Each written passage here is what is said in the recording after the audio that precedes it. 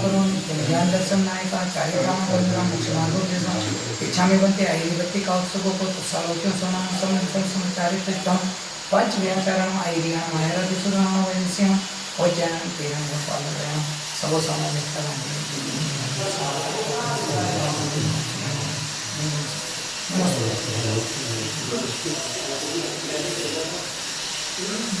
वंदितो सब सिद्धे मचल मनोवंगई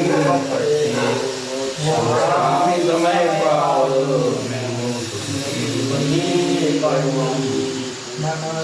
मैं साराय स्वानुभूत्या चकासते चित्त स्वभावाय सर्वभावान्तरिक्षते अनंत धर्म सत्वं पश्यन्ति प्रत्यगात्मना अनेकान्तमय मूर्ति नित्यमेव प्रकाशम् रागिदिनं नत्वा आनन्दं बक्षे समय सारस्य लक्ष्मीं साक्षात्कारिकाम् देवादिन महावीर भगवान की जय, मोमेश्वर बाहुबली भगवान गणपति भगवान की बहुत द्वादशांग वैजन्मानी माता आचार्य भगवान की आचार्य आचार्य महाराज की सत्यदेव भट्टाचार्य आचार्य मणि गुरुवर्षी धर्मचार्य महाराज की ज्ञान सर्वमणि आचार्य सारथी महाराज की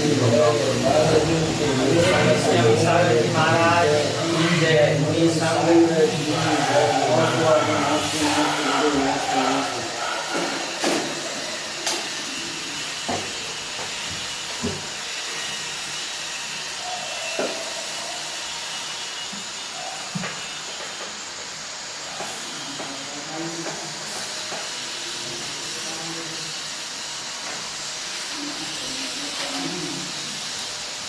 ये समय सारजी नाम का ग्रंथ है, जिसे कुंकुनाचार्य भगवान ने लिखा है।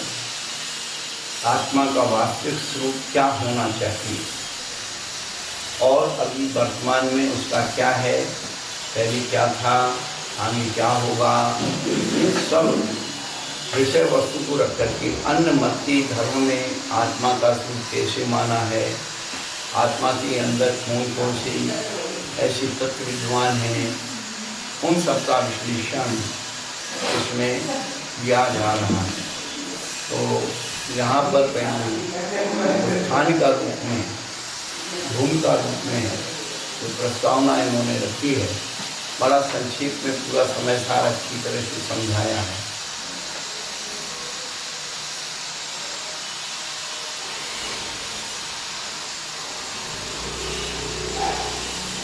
कल अपन ने 4 निश्चय नय के और 4 व्यवहार नय की भेदों को समझा था।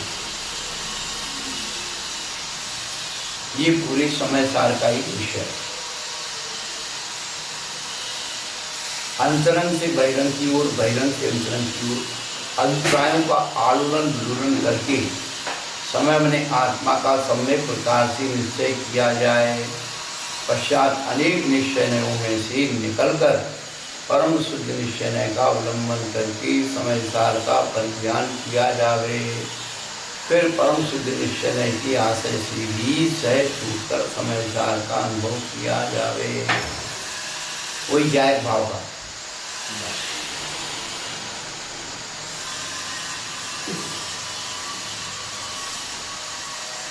जायक भाव तो एकत्व में आ जाएगा, एकत्व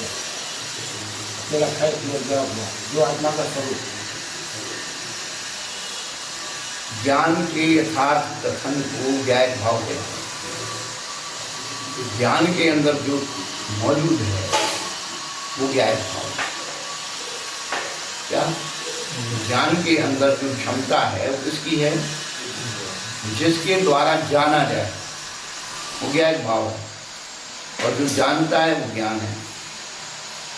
तो ज्ञान ज्ञायक भाव यदि उसके अंदर नहीं हो तो ज्ञान काम नहीं कर सकता।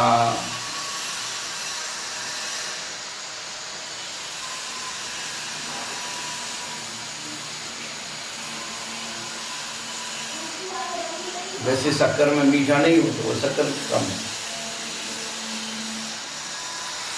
समय सार का विषय विभाग बताया। समय साथ आत्म तत्व की विवेचना का अनुपम ग्रंथ। अब एक शब्द को अपन को पकड़ना है। उन्होंने आत्म द्रव्य क्यों नहीं कहा, आत्म पदार्थ क्यों नहीं कहा, आत्म तत्व क्यों कहा? क्योंकि तत्व के भेद हैं, तत्व में भेद नहीं होता। तत्व में भेद नहीं होता, तत्व के तो भेद है, तत्व में भेद नहीं है।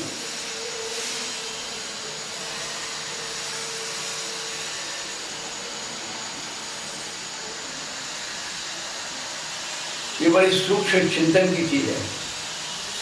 उदाहरण से कैसे समझेंगे?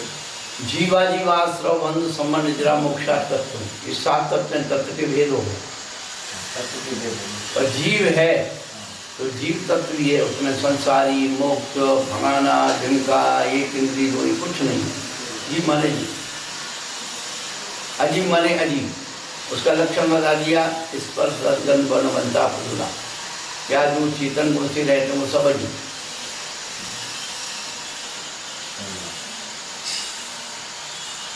आश्रम माने आश्रम, शुभ हो या शुभ हो उसे कोई मतलब नहीं। बंध माने बंद, शुभ हो अशुभ हो कुछ नहीं, भेद नहीं करता। भेद करेंगे तो पदार्थ हो जाए। तत्व की व्याख्या नहीं होती है, हमेशा पदार्थ की व्याख्या होती है। व्याख्या किसकी होती? पदार्थ की। तत्व की व्याख्या होती नहीं। अब आप उसकी तो मीठे की क्या व्याख्या करोगे? समझ लो, वो फीलिंग होती, तत्व की फीलिंग होती है।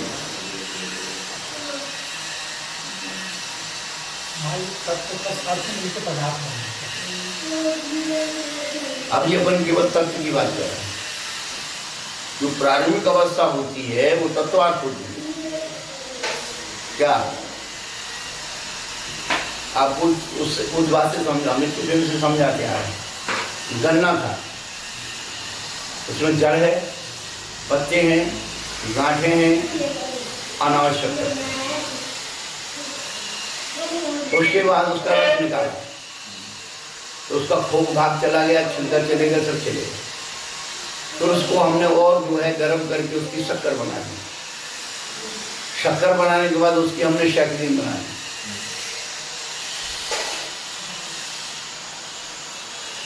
और वो तत्व निकाल दिया हमने, जो अनावश्यक भाग थे सब निकल गए।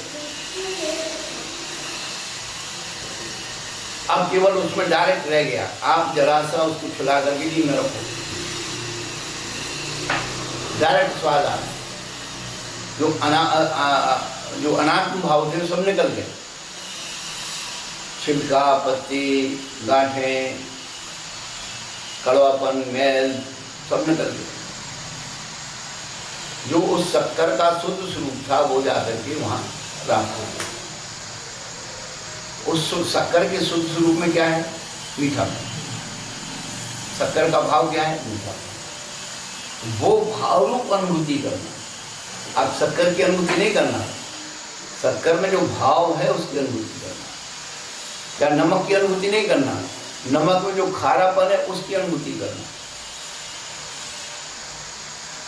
अभी आगे उन्होंने नमक का उदाहरण दिया। किसी ने पूछा, भगवान आपने नमक का उदाहरण क्यों दिया, मिश्री का क्यों नहीं दिया? एक एक चीज के पीछे बड़ा रीजन। नमक जो है गरीब आदमी से लेकर बड़ा आदमी तक है, सब खाते। मिश्री तो भैया गरीब आदमी भाग में मिलेगी तो होगी।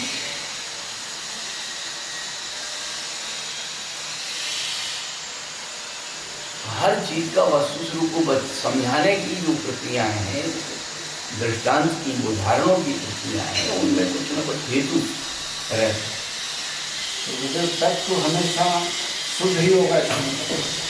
तत्व सब परनिरपेक्ष भाव पर, उसमें यदि कुछ मिला है तो वो तत्व नहीं है, पदार्थ है।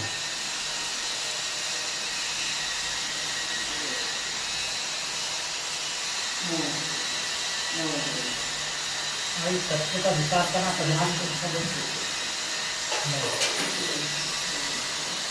तत्व जिसके अवलंबन से रहता है वो पदार्थ। तत्व तो भाव है।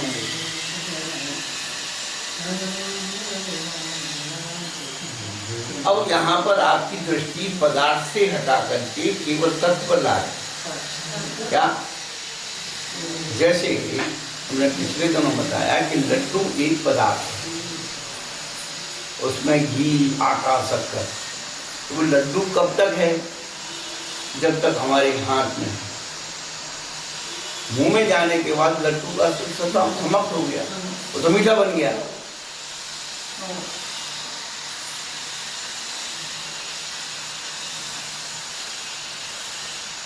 शक्कर को भी पदार्थ मान सकते हैं, शक्कर मुंह में जाएगी तो मीठा हो जाएगा।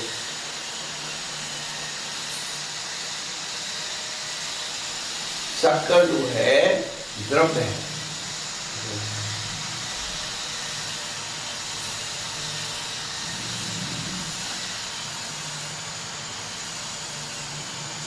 उसकी मिठाई आदि पर्याय है।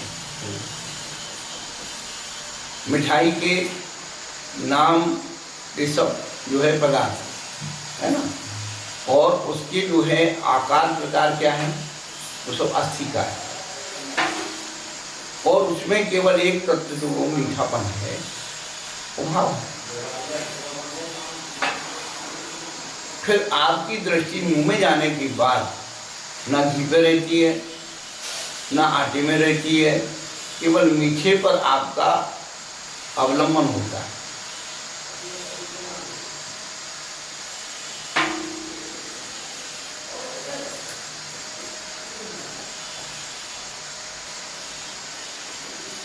अब ये आप एक काम कर सकते हैं, लड्डू को पुनः घोल दो और आटे को, और वो निकल जाएगा, और पुनः उस जल को उबालो, जितना बूरा है वो पानी में आ जाएगा।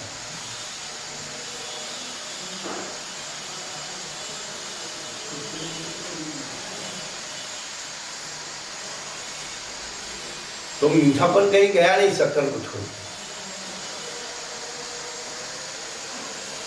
तो हमारे जैन दर्शन में जो अस्तित्व, वस्तुत्व, प्रमेयत्व, प्रदेशत्व और अवलोकते जो गुण हैं, सामान्य गुण, सभी द्रव्यों में पाए जाते हैं।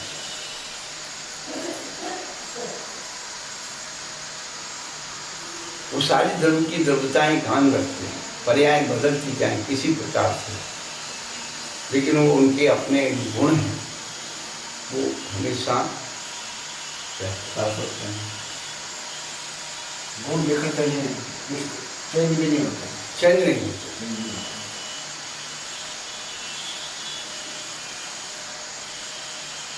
ज्ञान गुण दर्शन गुण नहीं बनेगा, दर्शन गुण ज्ञान गुण नहीं बनेगा।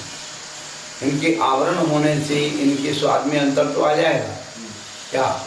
ज्ञानावरणी पर कर्म का आवरण हो गया, उसका सूक्ष्म कम हो गया।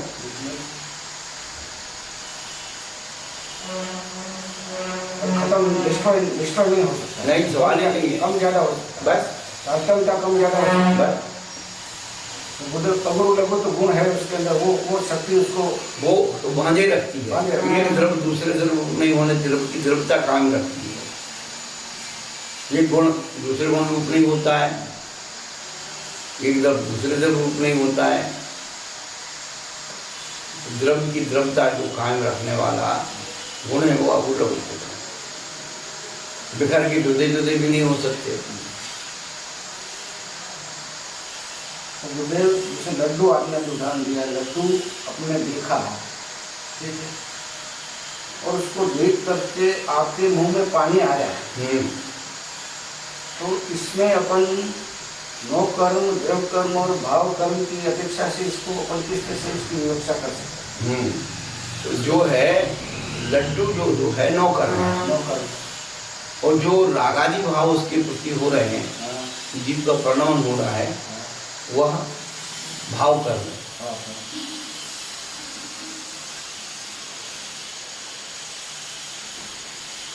और उसके निमित्त से जो घटनाएं अपन उसका सेवन कर रहे हैं वो सब द्रव्य कर्म है। लड्डू को खाया, बिना खाए तो वो स्वाद का उतना, या जो जीव में धार बन गई वो भाव करने के कारण। भाव कर्म तो आपका उपादान में हुआ, ठीक है, और नौ कर्म लड्डू है, नौ कर्म है। रख दो। फिर अब द्रव कर्म कौन सा हुआ इसमें? द्रव कर्म जो आप उसका सेवन करोगे, बिना उसके हो जाएगा क्या वो जो द्रव है, हाँ, नौ कर्म है जिसको खाया आपने, खाया आपने, वो द्रव कर्म है। हाँ, उसकी वर्णाएं आ गई ना पूरी। लाभांतर कर्म की जो वर्गनाएं आएगी, लाभांतर तो ज्ञान वर्णाली 8 कर्म क्या है? द्रव कर्म।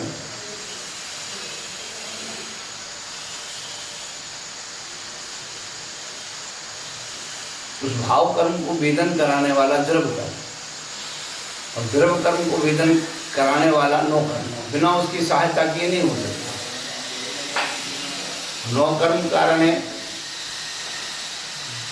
भाव कर्म। वो कर्म का वेदन करने वाला नौ कर्म है। हाँ भाई, बिना आप शरीर के उसको कर्म, द्रव कर्म को कैसे वेदन कर सकते हो या बांध सकते हो? इसलिए काय बांग मना कर्म योगा, सास हुआ, ये तो सब नौ कर्म है। जो देखने में आ रहा है वो सब नौ कर्म है। देखने में आ रहा है कर्म। और जो हमें फीलिंग कराता है वो भाव कर्म है, और जिसके द्वारा हम फीलिंग करते हैं वो द्रव कर्म है।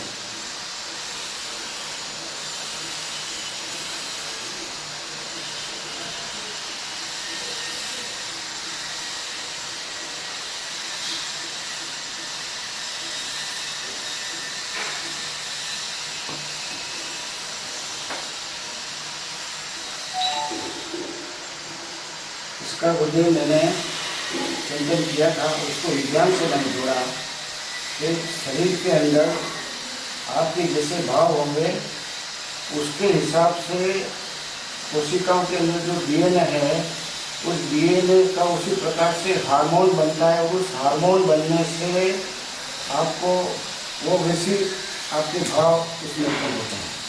तो अभी तो उसको देख के मुंह में जो पानी उत्पन्न हुआ, आया पानी, उसको देखने से पानी उत्पन्न हुआ, तो इसमें मतलब ये है कि आपके शरीर में ऐसा स्राव निकला उन ग्रंथियों से, उन ग्रंथियों के स्राव बनने के लिए आपके भाव का प्रभाव वहाँ पर गया।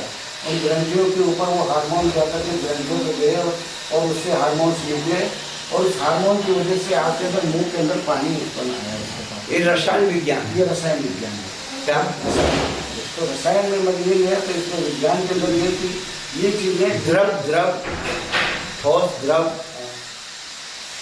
ठोस गैस, गैस और गैस इसके भंग होना। अब जैसे ठोस है, ठोस क्या है? लोहा ठोस है और 5% ठोस है। अब दोनों को एक दूसरे संपर्क में ला दो, वो सारे रासायनिक परिवर्तन होकर के लोहे के परमाणु सारे स्वर्ण उत्पन्न हो जाएंगे।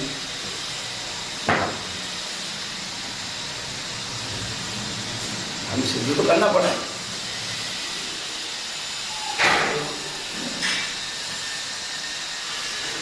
अब लोहे का टुकड़ा है, चुंबक है। अब चुंबक को लोहे के टुकड़े को मिलाकर तो थोड़े दिन में चुंबक बन जाएगी। दो चुंबक बन जाएगी, उसके गुण उसमें आ गए। रासायनिक परिवर्तन, गुण नहीं आए, वो रासायनिक परिवर्तन, उसमें कुछ दिया नहीं अपना। क्या तोड़ के देख लो, बराबर ना इसमें से कुछ निकल के उसमें गया, ना उसमें से इसमें आया, नहीं कोई रासायनिक परिवर्तन। जैसे कलाम की और फल की बात चल रही है, तो रासायनिक परिवर्तन होता है। ग्रामीण, हम लोग ग्रामीण इलाके में रहते थे, गांव के बगीचे थे, आम के बगीचे, तो वहाँ से जब कच्चे आम उसके अंदर जाली पड़ जाती और एक आध पानी गिर गया, तो वो लोग जो है उसको जाली से निकालते थे।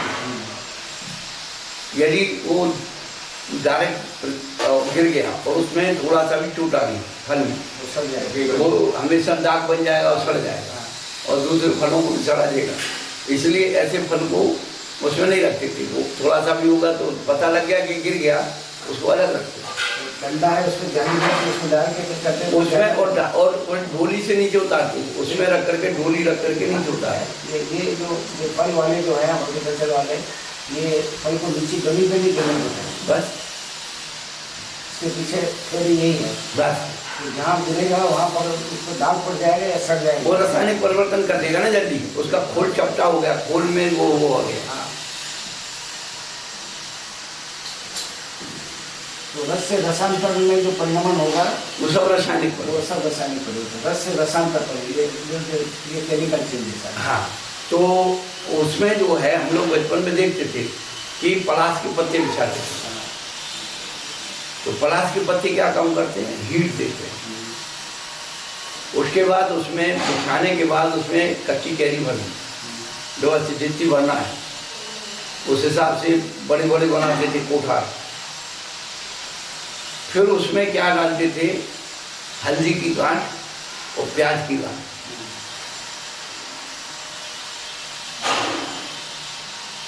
हल्दी और प्याज डाल करके उसको पूरा पैक कर दो। फिर उसमें पलाश के पत्ते डालते और पलाश के पत्ते के ऊपर पुराने कपड़े, बोरे, टाट ये सब ढक करके लकड़ी रखी और कुंडी लगा के ताला लगा दो। जो हमारे जैसे उधर बच्चे खोल के 3 दिन बाद पूरे मकान में खुशबू। तो ये अल्लाह मचाना शुरू कर दिया, हम पकड़े चलो निकालो। मुझे बहुत इसके वजह से इसकी जो थ्योरी जो आप हमारे उसकी थ्योरी की इसकी केमिस्ट्री की थ्योरी है रसायन की, कि उस रस से रसांतर में परिवर्तन के लिए, उस खट्टेपन से मीठेपन में परिणमन होने के लिए जो केमिकल रिएक्शन हो रहा है, उसके लिए जो उत्प्रेरक पदार्थ हैं, जैसे टेम्परेचर, वो ढकते इसलिए है कि वो जो ऑप्टिमम टेम्परेचर जो उपयुक्त तापक्रम चाहिए, इसलिए उसको पूरा ढकते हैं उसके अंदर। और दूसरे सहायक कारण और है जिसको कैटेलिस्ट अपन कहते हैं, उत्प्रेरक कहते हैं। उस केमिकल रिएक्शन को आगे फॉरवर्ड डायरेक्शन में ले जाने के लिए खट्टेपन से मीठेपन में जो चेंज हो रहा है, केमिकल रिएक्शन हो रहा है, उसके लिए बाहरी फैक्टर हैं, एक्सटर्नल फैक्टर है, ये निमित्त कारण है जो कि उसको रस से रसांतर में परिवर्तन करता है। तो हल्दी क्या काम करती है, हल्दी उसके पूरे उसमें पीलापन लाती है। और प्याज क्या काम करती है, उसका जो केमिकल रिएक्शन है, जो अंदर की उसकी गर्मी है, जो विकार भाव है, उसको नष्ट करके और फल में मीठापन उत्पन्न कर देती है प्याज। तो छोटे छोटे बच्चे 1-1 किलो आम दिन भर में खा जाते हैं, चोरी करके खाते, कुछ हिस्से में मिलते, कोई सवेरे भोजन करने बैठे तो, दोपहर में खाने बैठे तो, शाम को खाने बैठे हो, और दिन में कोई दस्त नहीं, कोई उल्टी नहीं। मैंने खाया वो। आज तुम ये खा लोगे तो 4 बार जाओ, वो सब केमिकल है। नहीं तो अब हाँ वही बात, अब ये बोले यही बात है कि अब इससे जो रस से रसांतर में परिवर्तन हुआ, इसमें आत्मा का या जीव का कहीं कोई इन्वॉल्वमेंट नहीं है। ये बाहरी पदार्थ है, केमिकल रिएक्शन। बस उद्गल का परिणाम हुआ है। ये जो कुछ लोग ये मानते हैं कि भाई ये उसमें जीव है इसीलिए तो उसमें ये चेंज हुआ, ये सब हुआ, इसमें जीव की कोई भूमिका है नहीं। देखो मैं आपको फिर बता दूं कि जो हमारे यहाँ जो झगड़ा हुआ है, अब ये पता नहीं है सचित्र क्या कहलाता है। सचित्योनी किसकी है, निगोदिया जीवों की सचित्योनी है। क्या है कि जीव के अंदर जीव, जीव के अंदर जीव, शरीर के अंदर शरीर, शरीर के अंदर शरीर, शरीर के अंदर शरीर है। इसीलिए कल कल कहते हैं, कल माने शरीर, क्या उसको कल कल पृथ्वी क्यों कहते हैं, क्योंकि शरीर के अंदर शरीर, स्कंद अंदर आवाज पड़वी, और एक निगोद शरीर, और एक निगोद शरीर के अंदर अनंतानंत जीव हैं निगोद के। आचार्य कहते एक निगोद शरीर में जितने जीव हैं आज तक उतने मोक्ष नहीं गए, सिद्ध पर्याय से अनंत होने अनंत होने। अब ये मुझे यही चीज बहुत मार्मिक है, समझने की है, इसके ऊपर मैंने भी काफी अंदर गहराई में तो आचार्य जो कहते हैं कि हम लोगों की क्या मिश्र होनी, तो माँ का जो स्थान है ओवरी है, वो जीव सहित है, माँ का शरीर जीव सहित है, और हाँ तो वो सचित है, और पिता का जो बीज है वो अचित है, इसलिए मिश्र होनी है। तो रज और वेदी जो मिलकर के बनाई है वो सचित और अचित दोनों का मिश्रण से बना है। और उसके अंदर फिर जो है विद्रक गति का जीव आकर के उस जाइगोट के अंदर फिर बाद में बैठता है, जैसा नाम कर्म लेके आता है उस योनि में वो जीव जाता है। अपन कर्म सिद्धांत पर ही सारा रिसर्च करना है। हाँ ये इस पर मैं काफी मैंने और इसके मैंने वीडियो भी बना रखा है। नहीं, अपन और नए सिरे से रिसर्च करेंगे ना। क्लू थोड़ा सा क्लू दो, थोड़ा सा मैं आगे उसको हाँ। आगे उसको खोद के मैं उसको अंदर गहराई में जाकर के विज्ञान से जोड़ूँ उसको। फोर बीज, कंद बीज, बीज के कितने भेद हैं? तो बीज का मतलब क्या है? बीज का मतलब योनिभूतता, जीव नहीं है। बीज का मतलब जीव नहीं है। बीज का मतलब जीव नहीं है, योनिभूत अवस्था है। गेहूं है पूरा, वो योनिभूत अवस्था है। बस। और उसके अंदर जब उसको उपयुक्त तापक्रम वगैरह नमी वगैरह मिलेगी, बोले बस अगर बीज को उपयुक्त नमी मिलेगी, तापक्रम मिलेगा, उसको उपयुक्त भूमि मिलेगी, तब वो उसमें जीव आएगा। तब वो जीव विग्रह जो उपयुक्त तो समुच्छेद का जो अपन जो कहेंगे, हाँ। विग्रह गति जो नामकर्म लेकर के आया उस योनिभूत अवस्था में जाके बैठेगा। क्योंकि उसको उपयुक्त द्रव क्षेत्र का भाव मिला उसको, और वो जीव विग्रह गति का जीव आकर के उस योनिभूत अवस्था में बैठ जाएगा और उस बीज का अंकुरण वहां शुरू हो जाएगा। और जैसे अंकुरण हुआ, एक भाग नीचे जाएगा और एक भाग ऊपर जाएगा। अभी तक लोगों ने इतना अंतर नहीं निकाल पाए, क्योंकि सब एक हटाग्रह से भरे हुए लोग। सबसे पहली बात तो हमारा कोई हटाग्रह नहीं, हम तो प्रमाण दे सकते हैं। तो प्राशुक और अचित्त में क्या अंतर है? प्राशुक और सचित्त, प्राशुक और अचित्त में क्या अंतर है?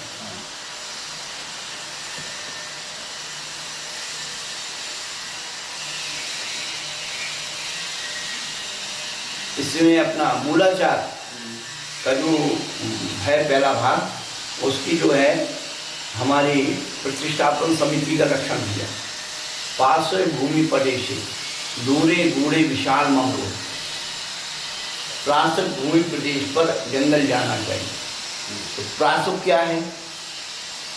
विगता अखबार निर्गता की प्राशुका, निकल गए हैं प्राणी जिससे, ऐसे मार्ग को प्राशुक मार्ग कहते हैं। प्राण नहीं।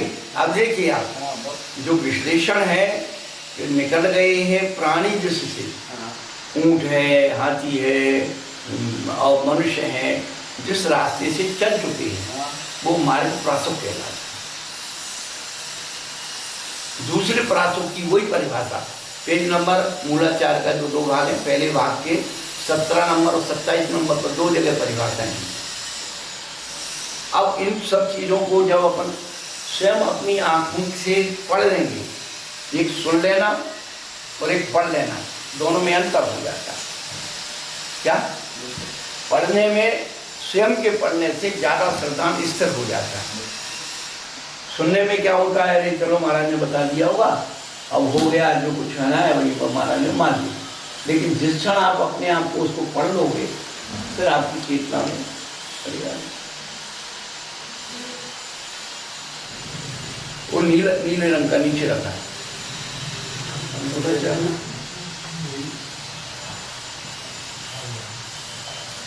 तो ये है यही है, हम भूल जाते हैं क्या।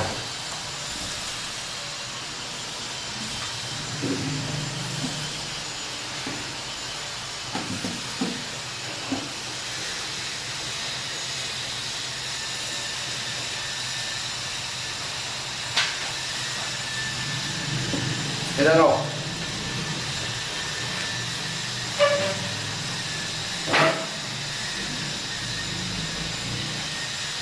देखो, एक तो ये विसंगति वहाँ चल रही है, चतुरांगल पादंतर सब भोजन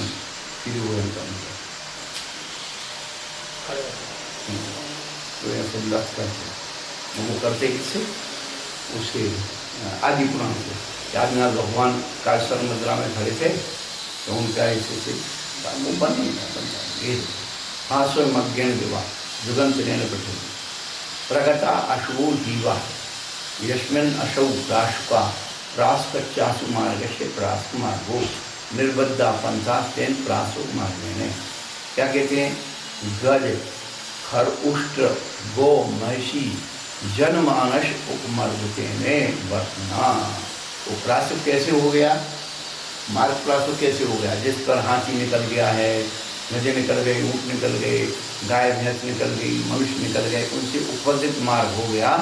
तो क्या हो गया? हाँ, तो प्रगता अशो निर्गता, निकल गए हैं प्राणी जिसे बोले निकल गए हैं प्राणी जिसमें से उसे प्रासुक है। क्लियर? अब मार्ग से निकल गए हैं, यहाँ पर ये अर्थ है प्रासुक मार्ग। और जो फल आदि सब्जी आदि में प्रासुक करते हैं वो उसका अलग है। देखो आप ये 27 नंबर पे फासुए प्रास के जीव सम्मुक्षण आदि रहते। तो जिसके पैंदी में डंठल में खोल भाग पर कोई जीव चिपका हो उसको अलग करना प्रासुक। क्या? जैसे चावल में कणी है, सुरी है, उसको व्यवस्थित करके निकाल देना वो प्रासुक। ऊपर जो उसके चावल के ऊपर जो खास कवर है, नहीं, चावल में जो सुरी आ गई और जीव पड़ जाता है ना, जीव पड़ जाता है, ठीक है, कंकर मिल गया, तुष मिल गया, तो तो जो विकृति भाव है उसको निकाल देना वो सब प्रासुक। उसमें तो प्रासुक और अचित में अंतर है। प्रासुक और सचित में अंतर है। प्रासुक शब्द का अर्थ बाह्य भाग में जो जीवों का प्रमण हो रहा है, प्राणियों का, फल के साथ, फूल के साथ, उन सबको जला करके उसे प्रासुक करना। गर्म नहीं करना, गर्म करने को प्रासुक नहीं कहेंगे। समझ में आया? नहीं आया? अगले जन्म में समझना। यदि आप फल भाग में जीव जंतुओं का अस्तित्व मानते हो अंदर गुदे में, तो आप जीवों को उबाल करके खा रहे हो। तो उसका अब जो है सार भाग कहाँ है, उद्गल भाग कहाँ है?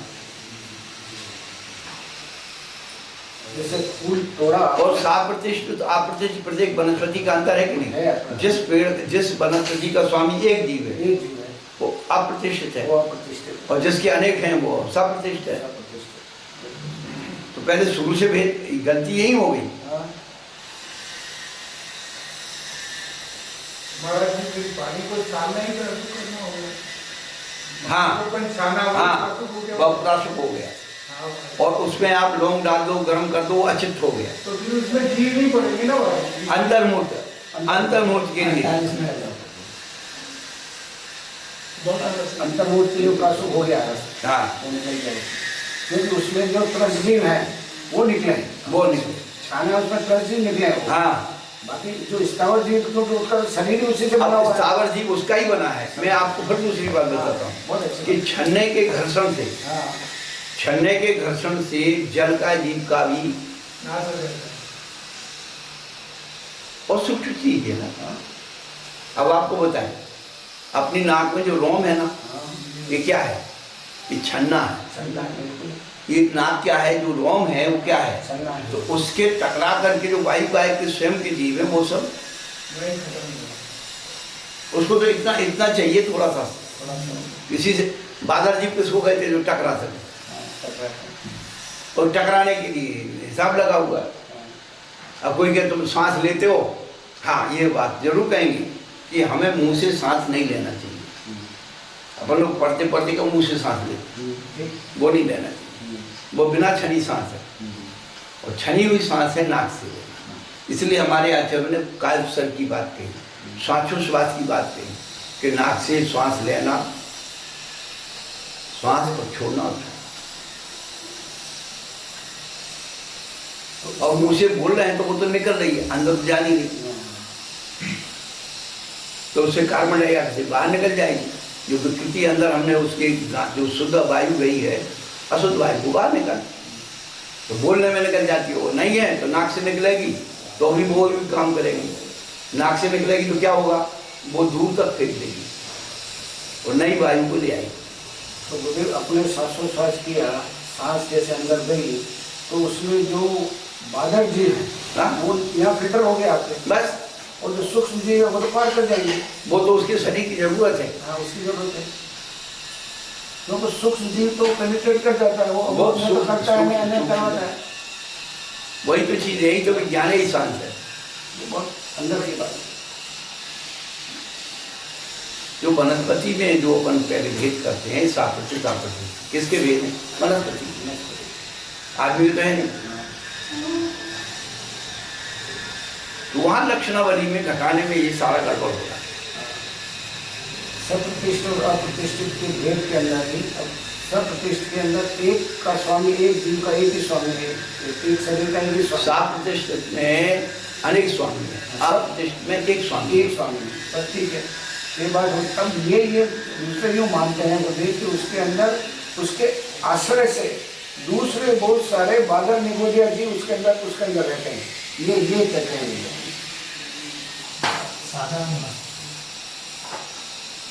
जब लक्षण बता दिया, साधारण लक्षण बता दिया कि एक शरीर का स्वामी एक है बस। हम अपने शरीर के एक स्वामी है कि नहीं? बिल्कुल एक शरीर। अब अपने शरीर के अंदर में शरीर के आश्रय से दूसरे पैरासाइट कोई परजीवी पर शरीर के अंदर है, मतलब जो ये इस तरह से उनका जो मतलब एक पक्ष का मानना ये है। तो इसीलिए देखो ऐसा है, मैं आपको दूसरी बात बताता हूँ कि हर काय की अपनी एक विशेषता है। हमारे अंदर मांस मज्जा आदि पाई जाती है, हमारे अंदर संस्थान नामकरण का उदय पाया जाता है, उसके अवलंबन से बहुत सारे जीव हो सकते हैं।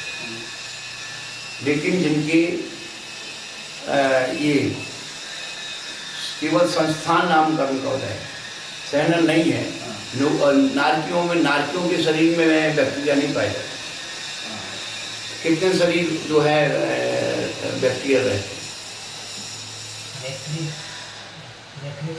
वैक्विक शरीर। देव नारकियों के शरीर जो है मनुष्य के जैसे, लेकिन उनमें बैक्टीरिया नहीं पाए जाते।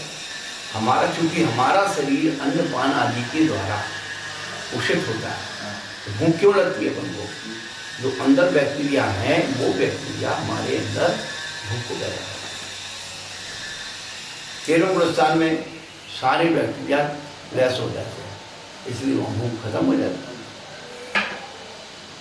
आपने देखा ना वो क्या बोलते हैं, जठराग्नि तेल होती है, किसी के पेट में जो है वो जीवाणु होते हैं, वो पटेर होती हैं, वो खाता है वो और बहुत भूख लगती है, परंतु वो दुबला पतला रहता है। क्यों? उसका सारा रस वो क्या बैक्टीरिया चूस लेते हैं, वो पुष्ट होते हैं उनसे।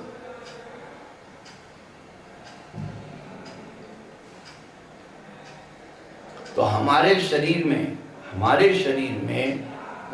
जीव है, तो हमारे शरीर का वर्णा हो रहा है, दुबलापन हो रहा है, ये सब प्रक्रियाएं हो रही हैं क्या? लेकिन उसके आम के शरीर में केवल उसका रासायनिक परिवर्तन हो रहा है, वो ना बढ़ रहा है, और सूखेगा, पानी सूखेगा तो घट जाएगा। हाँ, द्रव्य ही है उसके अंदर, द्रव्य है, जीव नहीं है, मतलब बस द्रव्य है वहाँ, जीव नहीं। और द्रव्य का है परिणमन हो रहा है, द्रव्य का क्यों, ये इसका स्वभाव है, द्रव्य का परिणमन उसका स्वभाव है, इसलिए वो चीज़ हो रही है, वहाँ पर जीव नहीं है। बस अब ये दूसरे पक्ष वाले मेरे कि वो जो चेंज हो रहा है उसके अंदर, वो उस जीव की वजह से हो रहा है। वो तो वो कह रहे हैं कि अगर ये निर्जीव होता तो उसमें ये नहीं होता, पर क्योंकि जीव है इसलिए हो रहा है उसके अंदर। बहुत सारी चीजें हैं ये चीज मतलब उनकी मानसिकता इस तरह की है। मेरी बात सुनो, अब ये प्लाई आपने लगाई, अभी पीली है, थोड़ी देर में से हवा पानी लगेगी तो काली हो जाएगी। अब ये बताइए कि इसमें जीव है क्या? यही तो बात है। मेरी इस पर बहुत चर्चा हुई है। वो देखो, जिसको नहीं माना वो नहीं माना, लेकिन पहले शुरू से एक लक्षणावली लाओ। मूल बात है क्या है कि हमारे यहाँ लक्षण कुछ है, मैंने स्वरूप और स्वामी भी, यही ये जो है ना, ये विकल्प आ रही है। अब आपको अभी अपन समय सार पढ़ रहा है, आत्मा की वजह से वस्तु पढ़ रहा है। अब इसे अपन सत्व कहते हैं, भूत कहते हैं, जीव कहते हैं, प्राणी कहते हैं, जीव कहते हैं और आत्मा कहते हैं। 5 नाम है क्या? सबसे पहले इसे सत्व कहते हैं, फिर भूत कहते हैं, फिर प्राणी कहते हैं, फिर जीव कहते हैं, फिर आत्मा कहते हैं। अब इतने शब्दों में अंतर बताओ, पहले किसी से भी पूछ लो। जब तक हम और आप इसकी लक्षणावली नहीं बनाएंगे कुछ नहीं हो सकता।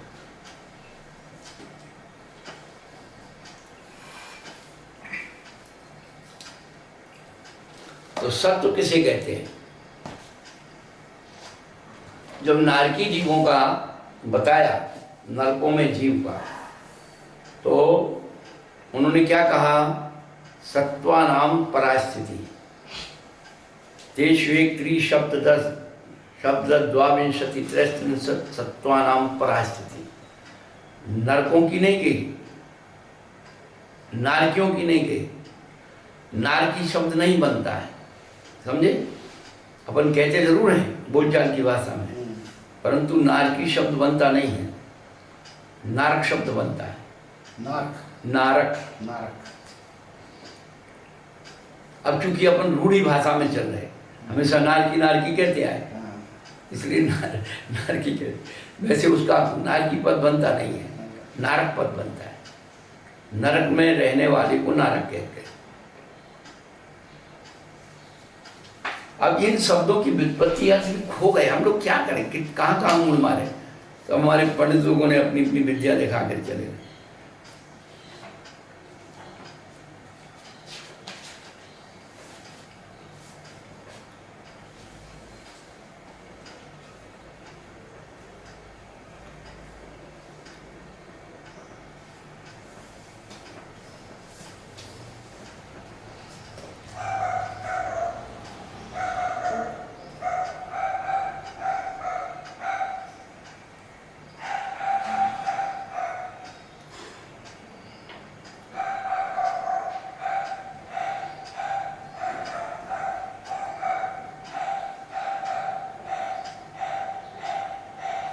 तो सत्य पद की जब उन्होंने की है व्युत्पत्ति, मूल आराधना इसमें नहीं की, मूल आराधना में आई है।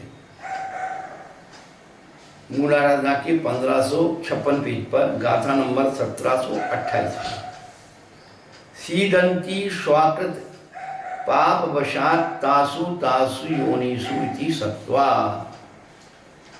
यानी जो अपने दुख को अपने स्वाकृत पाप वशात तासु तासु योनिषु से सीदंती दुख उठाती हैं, वे सत्य कहलाती। तो उस वो जो है ना, उनको नारकियों को सत्य क्यों कहा? क्योंकि उनके दुख में निरंतरता रहती है, निरंतर अस्तित्व दुख का रहता है, इसीलिए उन्हें सत्य कहते हैं। सत्य माने अस्तित्व। तो किसका? तो दुख का अस्तित्व निरंतर रहता है। कहाँ? नारकियों में, इसीलिए उन्हें सत्य कहते हैं।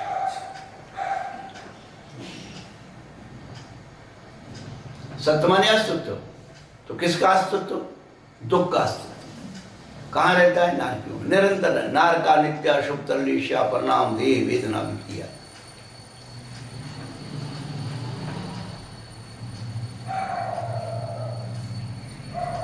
अब सत्य हो गया, उसके बाद भूत। अब इन सब में अंतर है।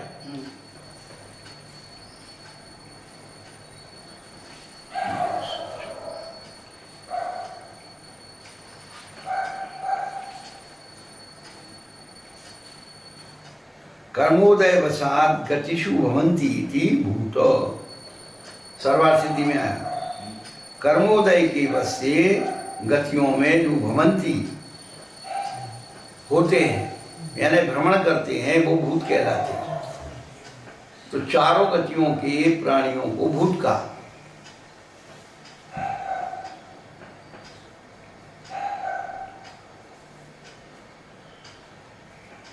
और जो 10 प्राणों को धारण करते वो प्राणी, 4 प्राण के लिए मूल 4 प्राण है, तो प्राणों को धारण करते हैं वो प्राणी। कर्म सहित चेतना को जीव,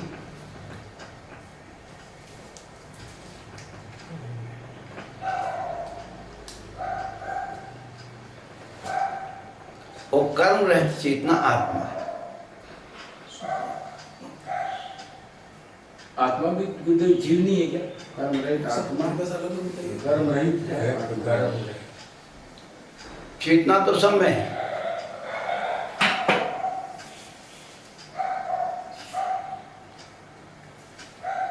परंतु क्लाइमेट के कारण उनकी उपाधियां अलग अलग हो गई। क्या?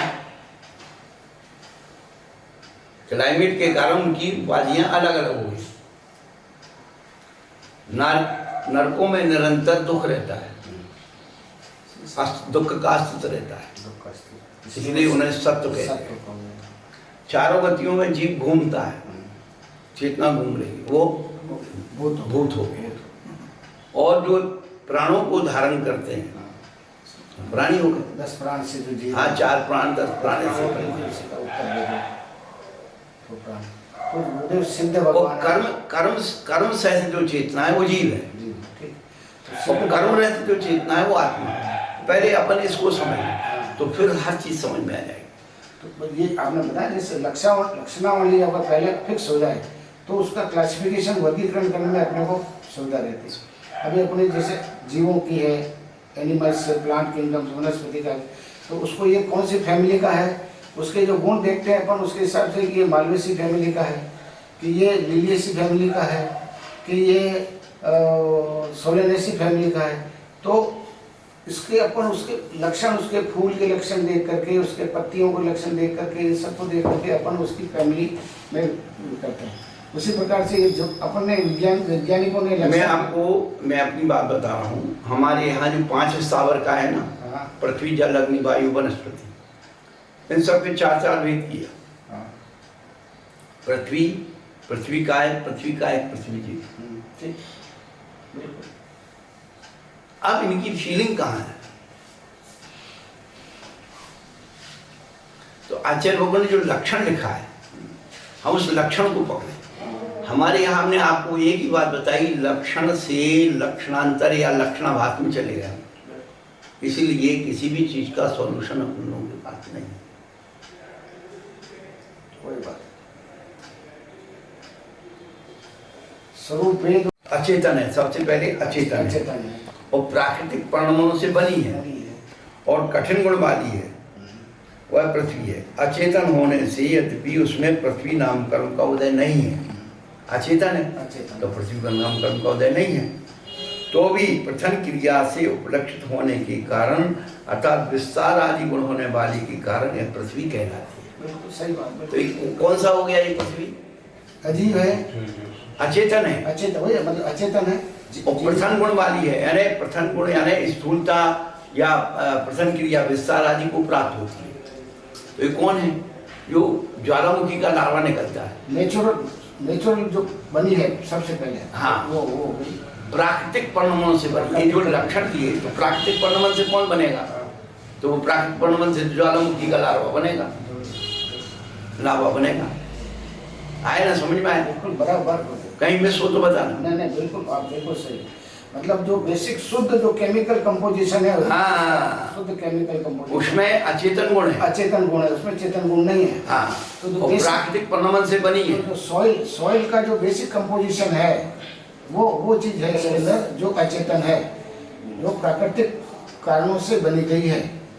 अब जैसे आप बताए कि ज्वालामुखी के लार्वा वगैरह उससे जो निकली है उससे बना है, ठीक है ना? बिल्कुल। तो ये पृथ्वी है, शुद्ध पृथ्वी, शुद्ध पृथ्वी। और पृथ्वी के बाद पृथ्वी का है।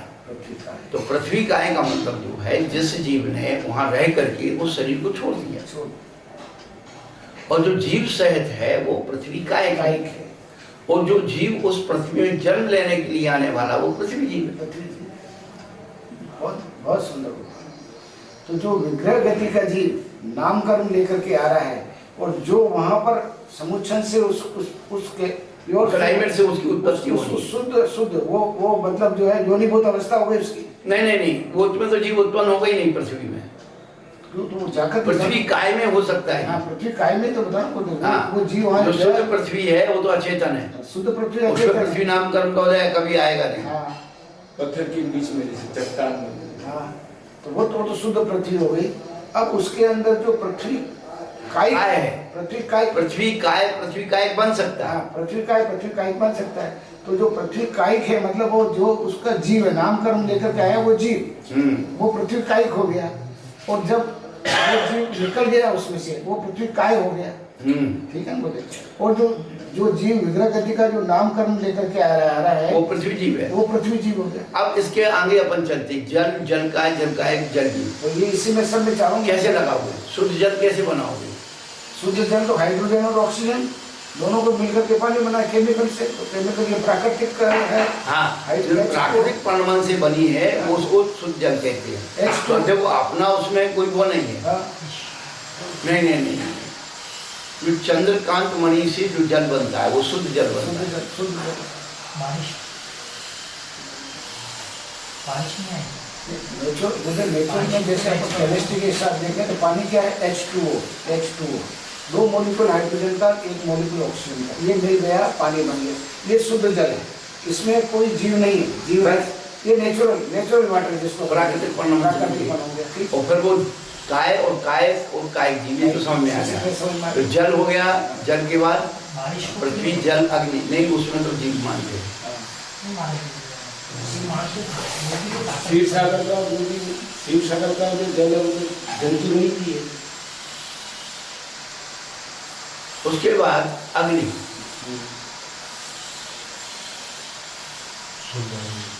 जो प्राकृतिक परमाणु से बनी है, तो आकाश की अग्नि जो गिरती है तो शुद्ध अग्नि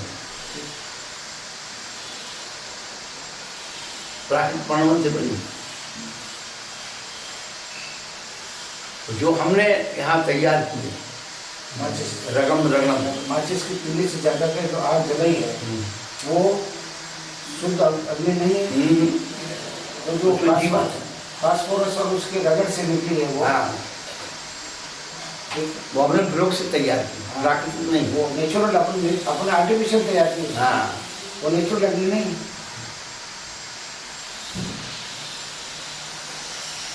अग्नि काय अग्नि,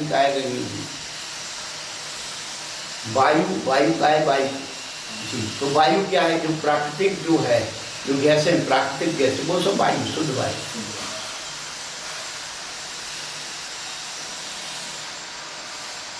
उसके आधार से जीव रह सकता है, लेकिन उसमें जीव नहीं। क्या समझे? उसके आधार से जीव रह सकते हैं, वो जीव नहीं। वो जीव अब जैसे अग्नि टाइप में, अग्नि में ये सूक्ष्म बादल से दो भेद आ रहे हैं, वो सब आएंगे। अब ये सूक्ष्म अग्नि है, सब जल रही ना अपनी ट्यूबलाइट में, उसमें आज तार में आ गई ना तो दिख तो है नहीं, और चलो तो जल जाओगे। तो जो अग्नि, जैसे आपने किसी कागज को जलाया, तो जलाया उसमें, तो जो वो जला है इसका मतलब वो उसमें बादल अग्नि का एक जीव की वजह से वो कागज जला है। बस क्योंकि वो अगर सूक्ष्म होता तो पार होके चले जाता, बन जाता, और वो वहाँ बाधक हो गया है वहाँ पर, इसलिए उसने उसको कागज को जलाया। पकड़। ये इसमें छोटी इस तरह की लगेगी। हाँ, अब जो है सबसे ज्यादा आती वनस्पति का है, यहाँ थोड़ा नहीं यहाँ से पड़ रहा है, क्या अलग है? वही वनस्पति का है। तो वनस्पति जिसमें अचेतन है, और वनस्पति नाम कर्म का उदय नहीं है, फिर भी वो वनस्पति है। वो कौन सी चीज है? प्राकृतिक परमाणु से बनी है।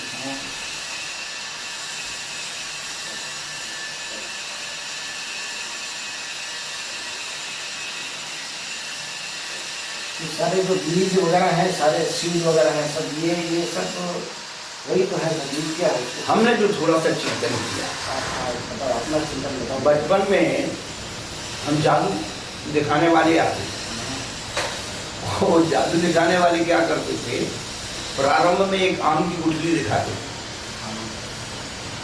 और गमला रखते थे।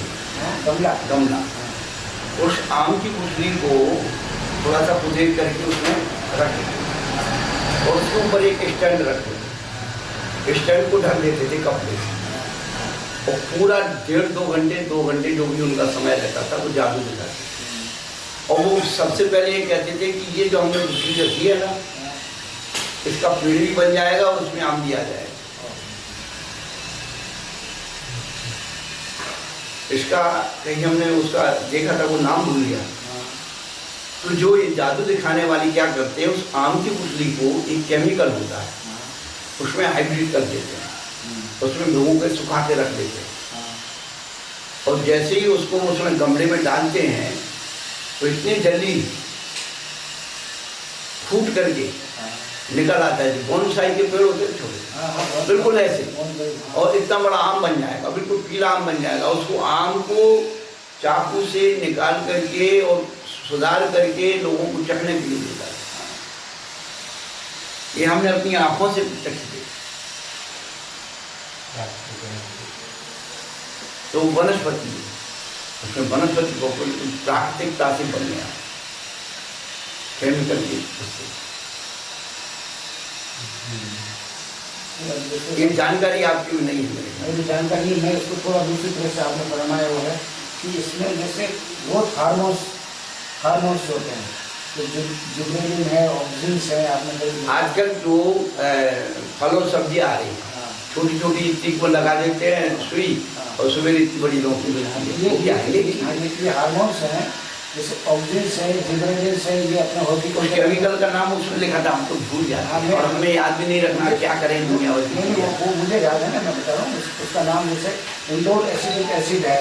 हाँ, ऐसी कोई चीज नाम नहीं। इंडोल एसिटिक एसिड है, ये ऑक्सिन्स है, ये हार्मोन्स है, जिब्रेलिन्स है, तो ये सारे क्या होता है, ये केमिकल्स हैं जो ग्रोथ एकदम बढ़ाते हैं, बड़ा ग्रोथ एक्सीलेटर है। हाँ। मतलब कि ये तुरंत जो अंदर जो शरीर के अंदर कोशिकाओं उसका विभाजन एकदम फटाफट विभाजन फटाफट करता है, बढ़कर। और उसका जो ग्रोथ फटाफट बढ़ जाती है। इसीलिए लौकी सुबह इतनी है और आप रात के बाद इतनी बड़ी लौकी हो जाएगी उसके अंदर।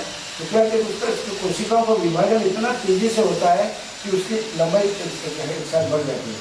तो ये यह बात तो है, यहाँ बात तो ठीक है, तो थोड़ी मेरे समझ में आ रही है इसको, इसका तो प्रयोग हमने लेबोरेटरी वगैरह में हमारे हॉस्पिटल का पार्ट भी हमने किए, परंतु यहाँ पर जो वनस्पति टाइप के अंदर जो ये जो सचित और अचित के जो बीजामारी है, वो अपन फिर बैठ करके पूरा पहले प्रमाण रखेंगे। अपन चलेंगे लक्षणावली से। अपन हर चीज का पहले लक्षण लिखते जाओ। अपन क्या लक्षणाभास में चले जा रहे हैं, इसलिए सारी व्यवस्था खराब क्या।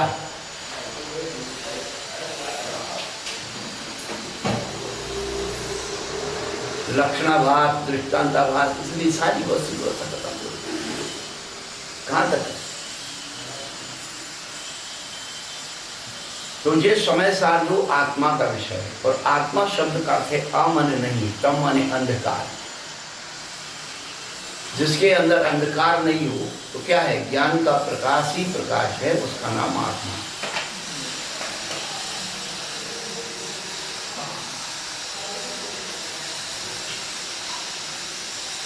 अमाने नहीं, तम यानी अंधकार।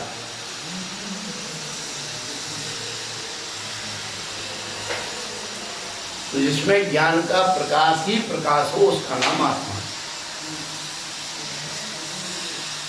तो समझ में आया सर?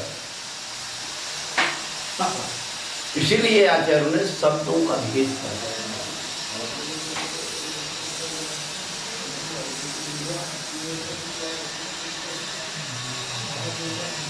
सब एक नहीं, सबका क्लाइमेट, सबका कल्चर अलग अलग। शुरू में क्या है, तम मतलब अंधकार, हाँ, अमाने नहीं, तमाने अंधकार, आत्मा। और मैंने नहीं, अंधकार नहीं। हाँ, तुम बोलते ना।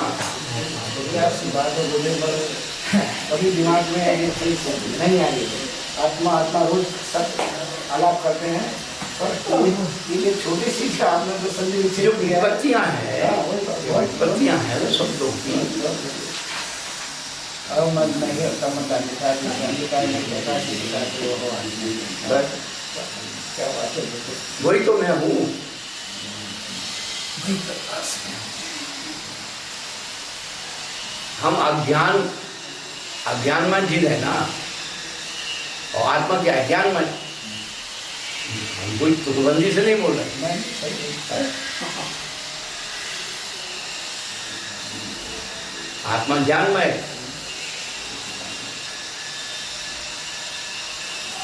ज्ञान तो ये ना, वो जो ज्ञान का अक्षर सबका अलग अलग है, पर ज्ञान तो ये है। तो वो जितना अंधकार, एक और डेफिनेशन न्याय साथी, जो जिस विषय का जानकार नहीं है वह उस विषय का अज्ञानी है।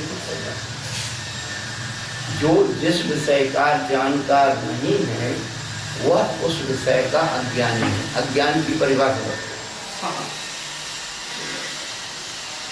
इसलिए स्पेशलिस्ट को ढूंढते हैं कि जो जिस विषय का जानकार है वो उस का ज्ञानी है, अनुभवी है।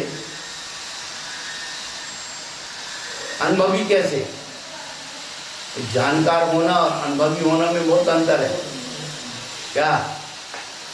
बुरा होना और किसी डॉक्टर ने आपको दवाई दी और आप ठीक हो गए, आप में तो बहुत अच्छा जानकार डॉक्टर है, मैं उसको नहीं मानता हूँ जानकार का। क्या? दवाई दी वो रिएक्शन कर गई तो उसका तोड़ उसके पास है कि नहीं, तो अनुभवी है। बन गया तो मेरा, बिगड़ गया तो दूसरी जगह जा। मतलब उसके बारे में सर्वोपरि ज्ञान होना चाहिए। हाँ, सर्वोपरि ज्ञान होना ये चीज हम ट्रीटमेंट कर रहे हैं, तो इसका अल्टरनेट यदि ये रिएक्शन कर गया तो हम इसके अल्टरनेट में क्या कर सकते हैं? समझ आया सर? उसको कहते हैं अनुभव, अनुभवी ज्ञान। तो इसके साइड इफेक्ट को भी संभालना जाने। आचार्य किसको कहते हैं? शिष्यानुग्रह का कुछ नहीं, शिष्य का निग्रह भी करते हैं और अनुग्रह भी करते हैं। केवल अनुग्रह करना नहीं, निग्रह करना भी आपसे आना चाहिए। है अरे इसलिए नहीं कर रहा कि भग जाएगा छोड़ के, मैं अकेला चला जाए।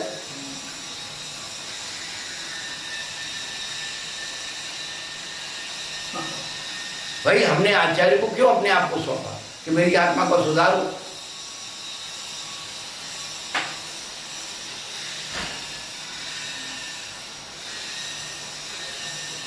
निर्यापकाचार्य का जो लक्षण लिखा है, निर्यापकाचार्य का कि छपक के लिए, उसका दोष उगलवाने के लिए सिंह की समान गर्जना करते हैं। अब सिंह के समान क्यों उन्होंने उपमा दी? कि जैसे जब सिंह दहाड़ता है तो गीदड़ अपने मुंह का खाया हुआ, पेट का खाया हुआ मांस भी उगल देगा, उसकी आवाज में इतनी वो होती है, धनक है। समझे? तो कह रहे शब्द में शक्ति नहीं है, शब्द में ये नहीं है, तो हम ध्वनि विज्ञान में गधे ने चीपू चीपू क्या हम अशुभ क्यों मानते हैं? गधे की ध्वनि को, कोयल की ध्वनि को शुभ क्यों मानते हैं? पता है? गधा की ध्वनि को अशुभ क्यों मानते हैं?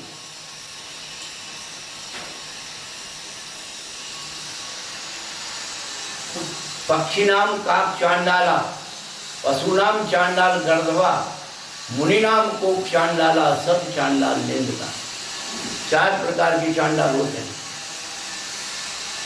पक्षियों में कौवा चांडाल होता है, उसका स्पर्श हो जाए तो ना हो।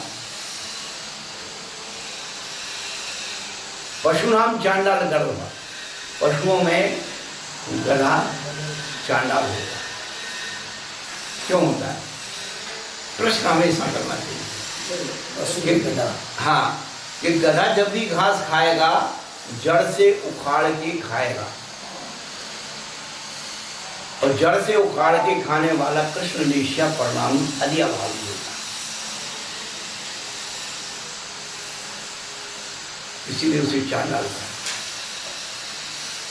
तो घास, घोड़ा भी घास खाता है, घोड़े को मंगल कहा। घोड़ा हमेशा घास खाएगा तो ओंठों से खाता है, ओंठों से पकोड़ता है। क्या? ओंठों से दबा करके उसे जड़ से उखाड़ के नहीं खाता। वो बात अलग है कि उसकी ओंठ की जड़ कमजोर चली जाए, लेकिन जड़ को नहीं खाएगा, वहीं छोड़ देगा। गधा जड़ भी खा जाएगा। इसीलिए दांत से काटता है इसको। हाँ, और इसीलिए जो मुनिराज जो है, जो कंद भक्षण करते हैं, उनके हाथ का आने नहीं लेते।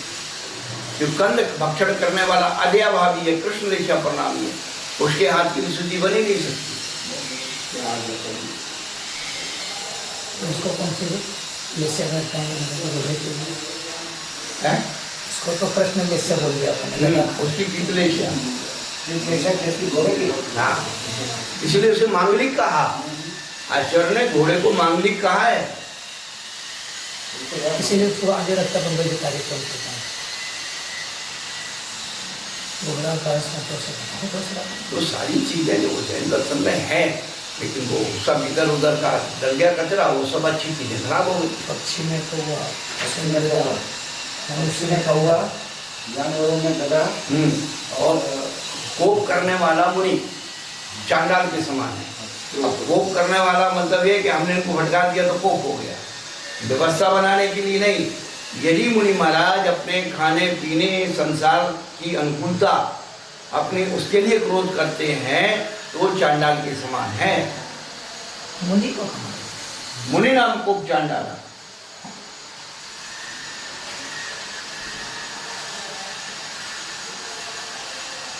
है तूने मेरे लिए आहार में बना के नहीं दिया, तू मेरे लिए चीज ला के नहीं दी, तो मेरे बाप का नौकर है?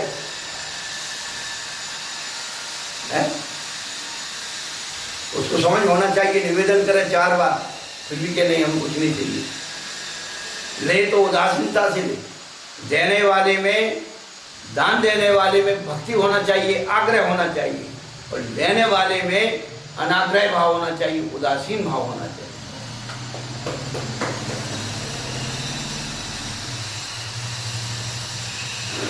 जैन दर्शन का सरल दर्शन नहीं।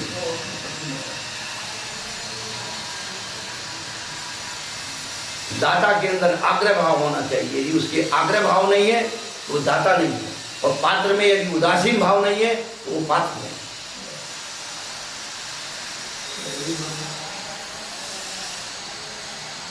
अब ये पहुंचे धर दिया, हम खा रहे हैं, बहुत अच्छा लग रहा, लाओ और लाओ।